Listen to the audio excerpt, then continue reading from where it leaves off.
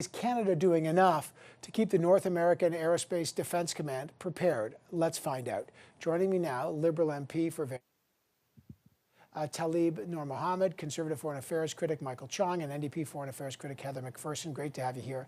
Mr. Noormohamed, let me start with you. NORAD defense system built in the 80s and 90s, it badly needs an upgrade.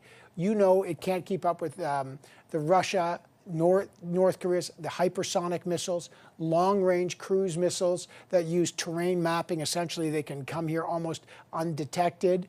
It is not at this point a credible deterrence. The Russians know it. Is your government prepared, and when, to upgrade the NORAD facility? Thanks so much, Evan. Look, our government has and continues to make the commitments that are required to ensure that NORAD and our partnership with the United States in ensuring that NORAD is a viable and credible way in which to defend Canadian interests is in place. We're going to keep doing that work. The minister has already indicated that she intends to make an announcement in short order. And our government has and will continue to do the work that is required and make the investments required to keep Canada. Okay, but I mean, just beyond the talking points, let me ask you a direct question. Do the current systems have the technology available to, for example, detect a Russian or hypersonic missile? Does Canada's radar system, could they detect a long-range cruise missile that has terrain mapping? Is the answer no? Evan, the investments that we're making are going to make sure that we are able to deal with credible threats now and in the future. You know, we wouldn't be making investments if everything was perfect, right? The whole objective is to make sure that Canada remains safe and to make sure that we're making the investments to keep it that way. You know, you've got to be one step ahead, and I think the investments that we're making are to do exactly what you have said, to make sure that whatever the threats are, we're ready.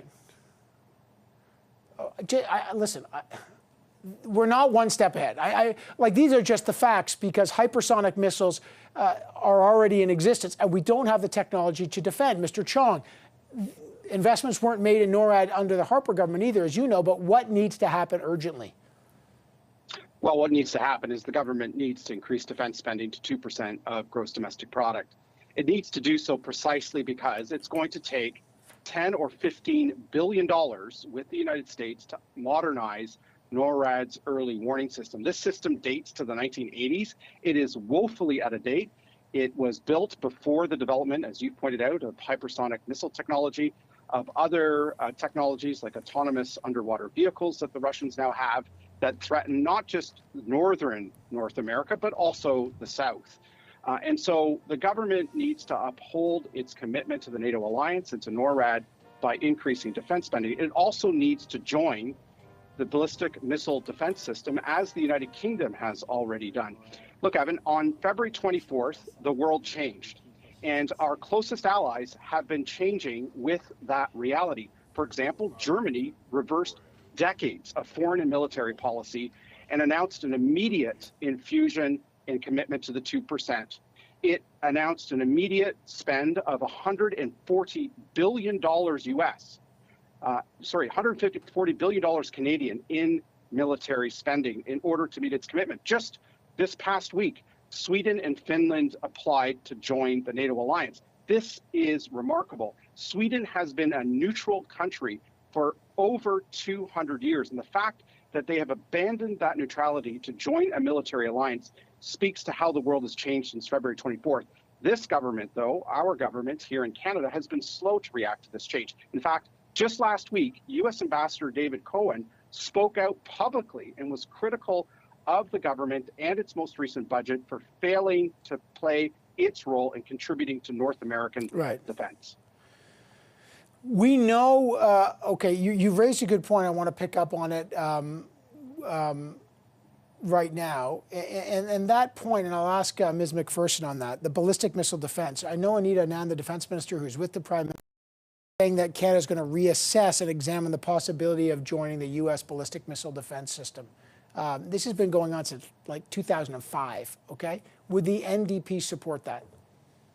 You know, at this point, what we know is that we have to support more investment in NORAD. We have to support more investment in our military. The NDP have been saying for a long time that we need to make sure that the men and women in uniform have the tools that they need to do the work they need to do. Anything that we do with regards to protection of our North, and you know, I agree that the government has been slow off the mark, but as you mentioned, Evan, like this is something that has been multiple governments have dealt with this. So any decisions that are made in terms of how we deal with the Arctic Council, how we deal with our Arctic sovereignty, has to be done in conjunction with Indigenous people. We have to be having those discussions with them right now. We're not doing that. You know, many of the discussions that need to be happening haven't even started yet. So whether or not you know, we can make some of these decisions right now we're not there. We haven't had the discussions that need to happen, and it is urgent. You know, I think most Canadians are recognizing we are Russia's neighbor, and climate change is making the Arctic more open, and we do need to have more investment into protecting that.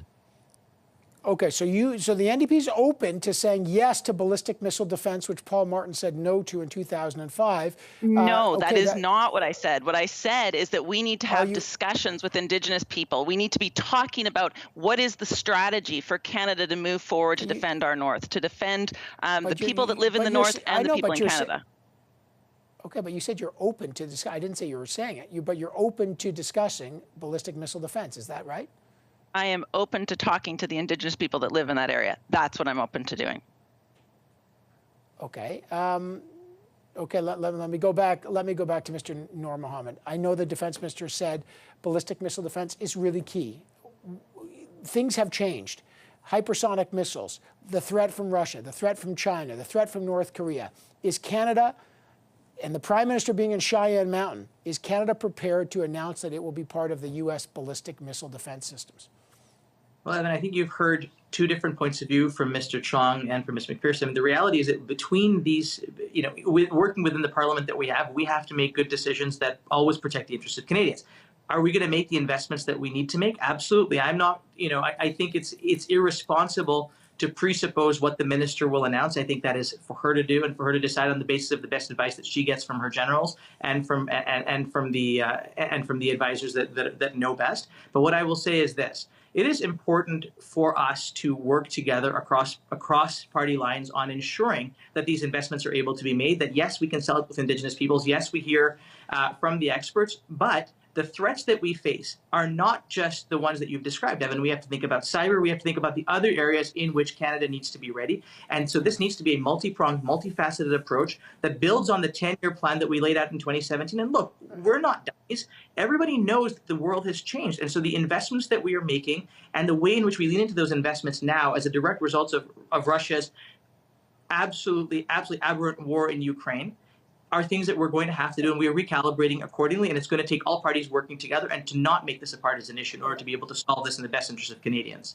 Well, I mean, but look, defense is a partisan issue. Mr. Noormohamed, Mr. Chong, and Ms. McPherson, look, we're going to see what happens in this. I really appreciate the three of you, the time. This is a critical issue, an expensive issue, and an important one. Thank you.